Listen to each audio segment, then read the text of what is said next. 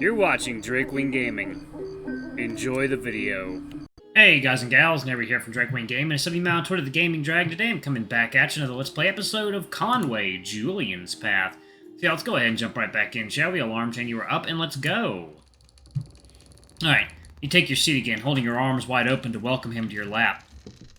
Julian takes that invitation. He shifts forward, sitting on the edge of one of your knees. He spreads his legs, intertwining them with yours. Oh my. Oh my, that is going to be quite the picture. Oh my god, Jesus Christ, I cannot show that. Oh, don't zoom out, you're making it so much harder for me to fucking edit this. Oh my. This is, oof. That is quite the picture. Alright, I'll find a way around that. Your hands immediately dart out to his sides. Perhaps it was to stabilize him as he sat down, or you just needed to touch him that badly. You aren't sure. Either way, your hands are on him, and your palms are running up his sides, thumbs feeling the smooth scales of his stomach, and fingers the slightly more irregular, bumpier texture on his back. The lizard reaches behind him to steady himself on the seat. This close now, you can feel his breath, and every little shift of his body as he balances on you. Come on, James. Do your worst. We'll see how fast you can figure this out. It's real complicated, I assure you. He grins at you. You roll your eyes. Oh yeah? I'm sure it's so difficult to get you of all people horny. A very complex man is Julian, says everyone. Oh, you're crueler than wolves sometimes, you know that? You both laugh. After a moment of you rubbing at his side, Julian lowers a hand from your shoulders and puts it on yours. He pulls your hand away, then presses it between his legs, brushing some of your fingers over his slit. Here, it's easy. Just touch around a little bit. Coax me out.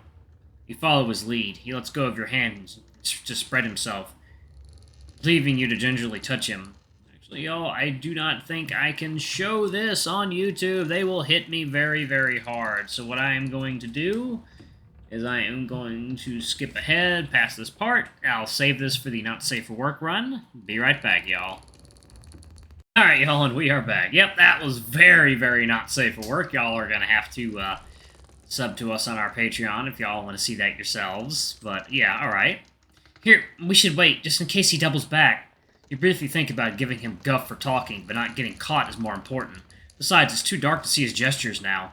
You're both just standing there in the nude, his body pressing yours against the wall, your thighs between his. Your arm had instinctively grabbed at his side as you moved in that little rush, and your hand had lingered on him. You shifted to his back, sliding down the rougher scales until you feel where his thigh and rump meet. You know, we could do a little more. You're more aware now of his breath mussing up your fur and his hands similarly planted on you. Though one is carrying both of your clothes, he lets them drop before his face moves closer to yours. Oh yeah? You squeeze at his ass before you lean in to kiss his face, but then very suddenly that light returns. The crewman steps further into the room, enough that you get a better look at him, but thankfully you both stayed behind the racks, keeping you safe from view. Both Julian and you tense up in your embrace, watching through the slats as the crewman lingers again before finally retreating, evidently satisfied there is no one hiding in here. Fuck, that was close! He rests his head on the crook of your neck for a moment before pulling away. We'll have to do whatever else you had in mind later. Here, grab your clothes. Oh, there's a later now? Well, I certainly hope so. You laugh softly. He joins in after.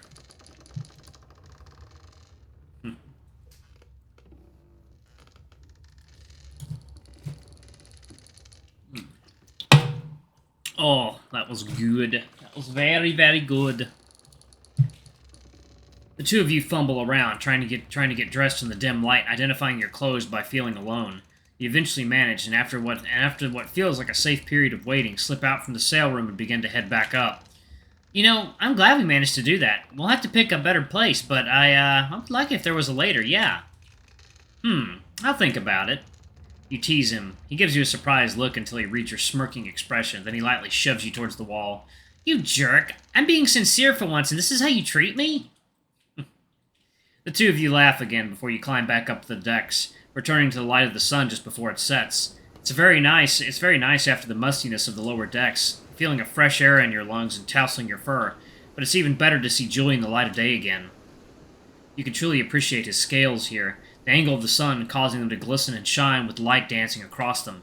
You observe him looking out to the horizon, then up to the sails, then to you, catching you looking. What is there, something on my face? The question is genuine, a concern if he had missed some sign of the pleasure you two shared. Then he sees your smile and just laughs at you. You turn away, shaking your head, but the smile doesn't leave your face. The two of you then return to enjoy your time off, but your thoughts linger on your encounter with Julian all the while. Day 12. Cold water comes crashing over you in an instant. The force of it pulls you down. Deeper. Deeper. The surface of the sea disappears, leaving but a pitch-black, oppressive oblivion. The water forces you to gasp, shocked, the world returning in a flash as you force your eyes open. You scramble. Your back bumps into something. Drenched and beginning to shiver as the wind chills your body. The salt water stings your eyes, nose, and even your sensitive ears are not spared the irritation. The sun hasn't even made it above the horizon yet, leaving the person in front of you as nothing but a silhouette. Fuck! To your feet, recruit! Why aren't you attending to your duties? You don't think. You act on instinct, rising from the sodden ground as fast as your sleep-ridden body allows, simply following the orders barked at you. You feel his firm grip, his hand wrapped around your upper arm as he drags you along to the bell. He wastes no time in ringing it, your ears right along. All hands away! There's not a moment's hesitation when the call comes, and one by one the crewmen make their way from the deck below into the open. After the call for all hands has been sounded, Arthur's gaze falls upon you once more. Gradually, your wits are beginning to return to you. There's a reason we assign felines to night weather watch, recruit. Weather what? Shit!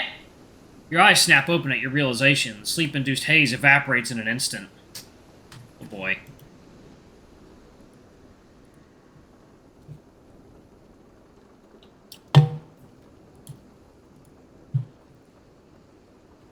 You're supposed to monitor the weather. Shit indeed. We're miles from a thunderhead, starboard bow, and no warning. Instead of addressing you, he bellows out his next command to the entire crew. All hands away. Lads, it's time to earn your pay. Get your hands on the braces, ease the sheets, and close reef the sails. Top men to the main top gallants, rest of you to the main upper topsail. As the crew springs into action, not a single breath is wasted. They scale the shrouds, practice efficiency to carry out the orders. They all turn into dark silhouettes, dimly outlined against the twilight sky. I sincerely apologize, sir. Should have reported that cloud earlier. I do not care right now. What I do ever care about is the question of why you aren't up there with the others yet. Don't tell me that not only have you lost your sight, but your hearing along with it. You know him well enough and are smart enough not to open your muzzle again and let your actions speak instead. Without hesitation, you dart past the ship's boats and onto the shrouds. The more seasoned sailors outpace you, but in the few days you've been here, you've gained some degree of confidence in your movements. As you ascend along with the others, the thin rat lines catch between the pads of your paws. The wind tugs... one second now. The wind tugs at your fur more and more the higher you go, and your feline vision can just about make out the wide, dark pillar of rain awaiting the ship. The telltale sound of the sail luffing reaches your ears even before you arrive. The others are already in the process of loosening and preparing to hoist it. You climb onto the main top and continue your journey up until you reach the upper topsail. Although you are not afraid of heights, you try not to look down while carefully taking your position on the upper topsail yard. You line up next to Perce, a sailor you met a few days ago after he returned to active duty from his injury. Oh, interesting. He scoots over and allows you to work your section of the sail with the ship's deck swaying far below your feet. Here, you can pull in this section. You nod and grip the coarse fabric of the sail. Will do. Considering how suddenly the order came, he probably doesn't know why the cloud was... No, rather, who missed it. You mention it and apologize? Maybe not. Perce? The jackal continues his work of loosening the sail as he answers.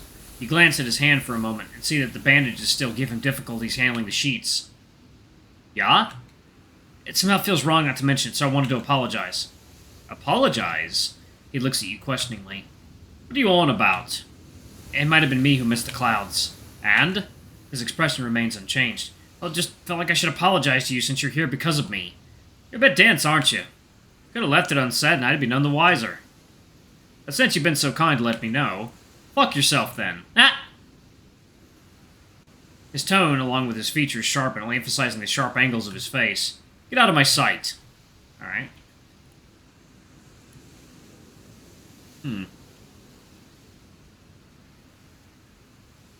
I understand. Sorry, I'll work on the other side.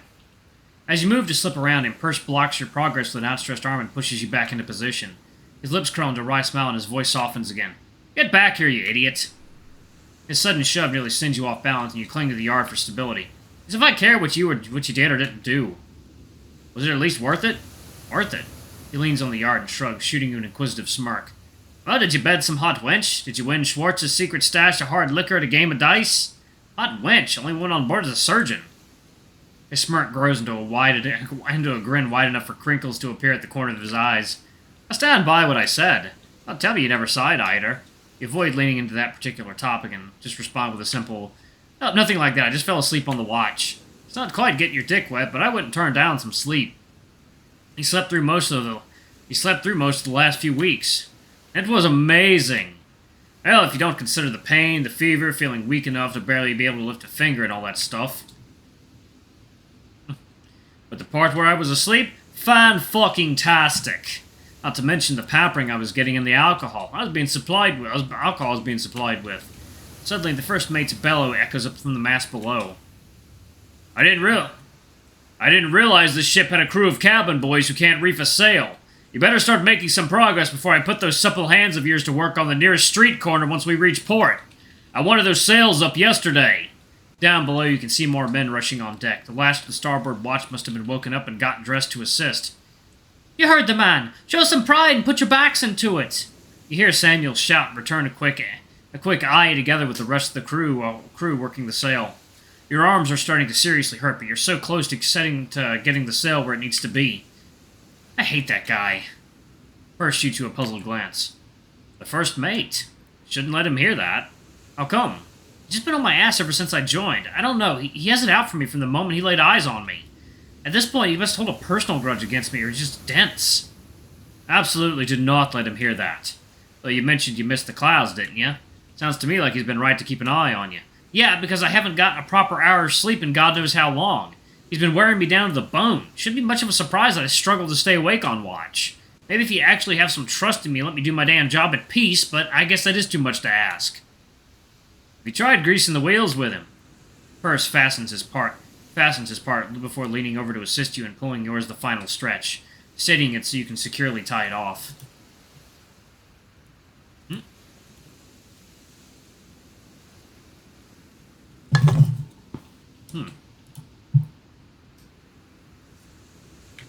The sail is now firmly in place, and your group begins descending the mast before you can inquire further. You follow close behind. The shrouds become crowded as the top men receive their call to repeat the process for both the fore and the mizzen masts. The wind picks up with each passing minute, and the dark thunderhead cloud shimmers faintly with pale blue of the sky as the sun edges ever closer to the horizon. What was once a faint cloud on the horizon now towers in front of the ship, urging the crew into double-time efforts. You hurry towards the ship's bow, waiting for your chance to grasp the shrouds. As you begin your climb of the foremast, you feel the first drops of rain spatter against your snout. Once the yard is lowered and everyone is in position, Samuel takes the reins again, raising his voice to coordinate the team's efforts. All right, boys, let's see what you got. Otherwise, I'll tell the cook that you won't be needing those meat rations in the future. On my command, reef sail! You start your effort on the dot along with the rest and start pulling in the heavy sail. Inch by inch, pound by pound, progress is made as the elements slowly begin to grow more intense around you. Your tail, which you use to aid your balance up here grows heavy as it soaks up the rain. So do your clothes as they cling wetly to your body, and worst of all, so does the sail itself. Alright, y'all, I'm actually gonna pause it right there. Thank y'all so much for watching. Don't forget to like, comment, subscribe, ring that notification bell, and check out our Patreon if you can. It always helps. Before I go, I'm going to give a quick shout out to our lovely bronze tier patrons. Thank y'all for what I do for the channel. I greatly appreciate your support. Thank you to our silver tier patron, Cade Summer. Thank you for going above and beyond. It's greatly appreciated. And thanks to our 3 gold tier patrons, Zeke, Toby, and Blue Wolf Alpha. Y'all are awesome. We love you. Thank you for subbing to Ultimate Tier. Anyway, if you want to get your names in the credits, get access to all of our not safe for work content, you can do it as little as $5, or you can donate on YouTube. That also helps as well. Super Chat, I think it's called. Anyway, I love you all, and I'll see you all in the next video. Bye-bye!